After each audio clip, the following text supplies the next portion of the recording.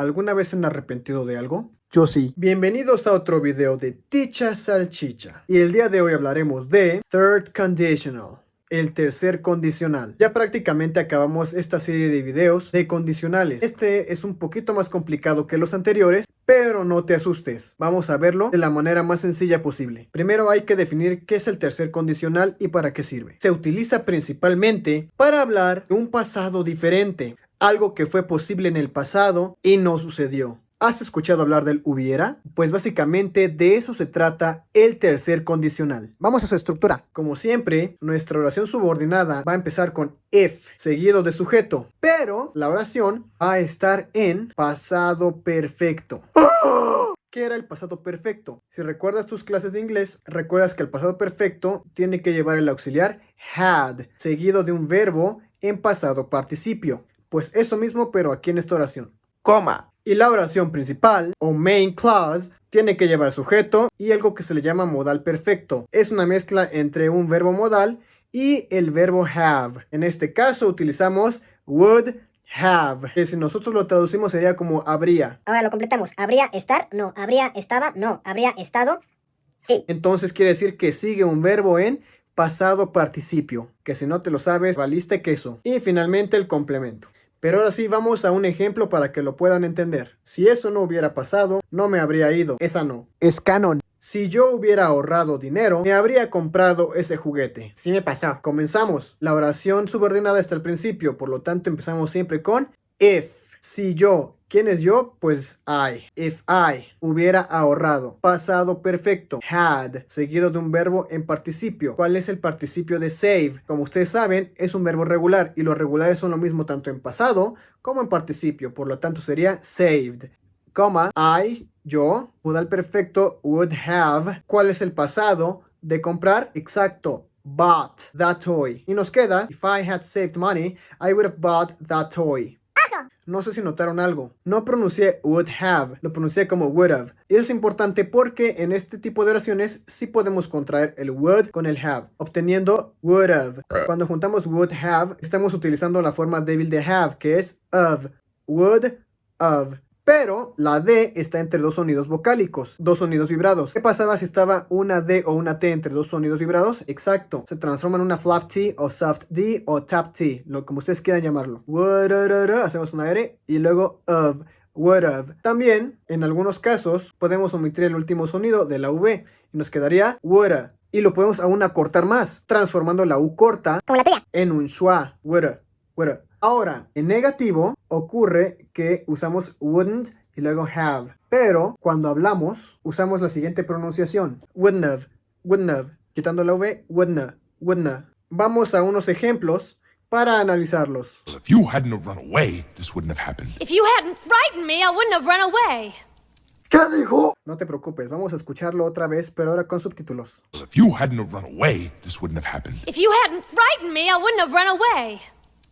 If you had not run away, this wouldn't have happened. Pero si se dan cuenta, aquí no lo pronuncian de esa forma. Lo que ocurre es lo siguiente. Had not se transforma en hadn't. If you hadn't run away, this would not have happened. La contracción que dijimos, wouldn't have happened. If you hadn't run away, this wouldn't have happened.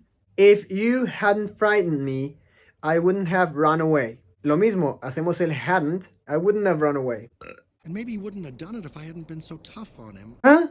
Esto es lo que dice. El contexto la de que Nemo se fue. And maybe wouldn't have done if I hadn't been so tough on him. And maybe he wouldn't have done it if I hadn't been so tough on him. Aquí el wouldn't have lo pronuncia sin la V. Dice wouldn't have. Maybe wouldn't have done. If I hadn't been. Aquí la T está haciendo un stop T. If I hadn't been so tough on him. Aquí him le está quitando la H. Y nos queda maybe wouldn't have done it if I hadn't been so tough on him. Un día les subiré un video de Connected Speech para que aprendan a hablar rápido. Ahora el último tema son preguntas. Vámonos rápido a eso. Para hacer preguntas, recuerda que la estructura de preguntas siempre va a estar en la oración principal, donde está would have. Vamos a poner un ejemplo. Would you have told your crush that you like him if you had the chance? ¿Le habrías dicho a tu crush que te gustaba si hubieras tenido la oportunidad? You would would you. Acuérdate que cambian de lugar. Si se dan cuenta, esta es una oración invertida. Así que yo también podría decirlo de esta forma. If you had had the chance, would you have told your crush that you liked him? Siguiente ejemplo de pregunta. If you had been born in Norway, would you have been happy? Si tú hubieras nacido en Noruega, ¿habrías sido feliz? Yo sí. Aquí esta es una oración normal, con la oración subordinada al principio. Entonces la pregunta está ¿dónde? En el lado de would.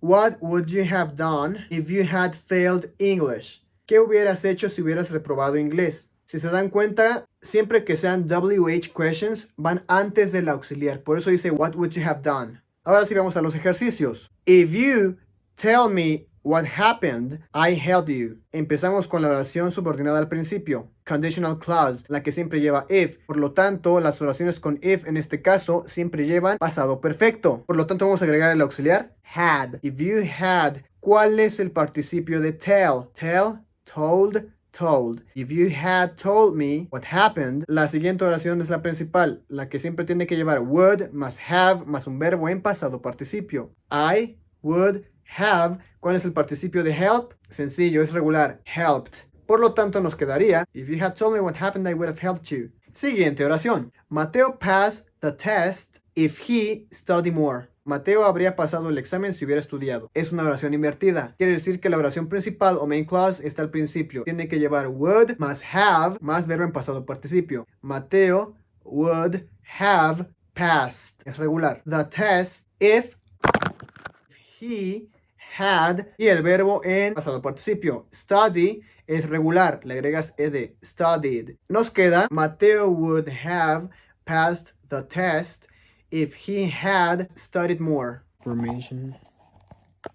Vamos a analizar esta oración para ver dónde está el error. I would had been happy if I have met Chester Bennington. Hubiera sido feliz si hubiera conocido a Chester Bennington. Empezamos. Lo que está al principio es la oración principal, que siempre tiene que llevar would. Por lo tanto, esto está bien. Pero would siempre te va a pedir verbos en su forma base.